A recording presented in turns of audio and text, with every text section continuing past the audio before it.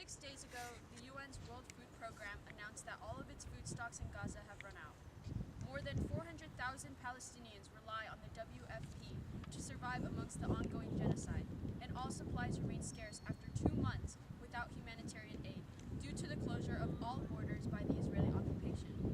2 days ago, an autonomous group of students from the University of San Francisco reclaimed the atrium of Gleeson Library in protest of the university's complicity in the U.S.-Israeli genocide against Palestinians in Gaza. Hours later, the University of San Francisco made the shameful decision of calling the San Francisco Police Department on the small group of peaceful student protesters who were inside the atrium. At the request of the university, law enforcement demanded that the students reveal their identities so that they could face internal disciplinary consequences. When students refused, SFPD communicated they would force the students to be identified through detainment. Based on the students' work over the past 18 months, including encampments, task force meetings, continuous requests from students, and finally an occupation of a building on campus, the university has finally committed to sell all its direct holdings in Palantir, L3 Harris, GE Aerospace, and RTX Raytheon.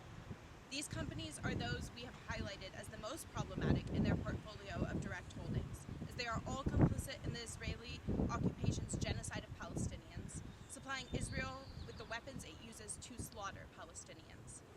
We welcome these steps as a major BDS win and as an acknowledgement by the university that these companies were problematic and it does not wish to directly hold shares in companies that engage with these activities.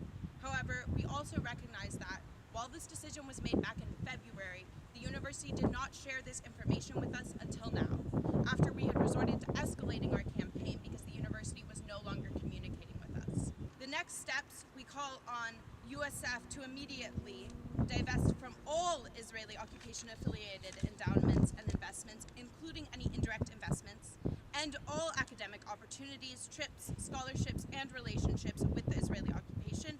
They must end the Beyond Bridges program. USF cannot provide any funding, promotion, endorsement, or otherwise aid or assist in students' travel to illegally occupied lands, and provide a sanctuary campus and ensure protection and amnesty for all students who are pro-Palestine, immigrants, and non-citizens. Students renamed the space in honor of the martyr Hassam Shabbat, a journalist from Gaza who was killed just 2 months ago by the Israeli occupation forces at the age of 23. In his final message to the world, Hassam said, "By God, I fulfilled my duty as a journalist. I risked everything to report the truth, and now I am finally at rest, something I haven't known in the past 18 months. I did this all because I believe in the Palestinian cause. I believe this land is ours, and it has been the highest honor of my life to die defending it and serving its people. I ask you now, do not stop speaking about Gaza. Do not let the world look away. Keep fighting, keep telling our stories until Palestine is free. For the last time, Hassam Shabbat from northern Gaza."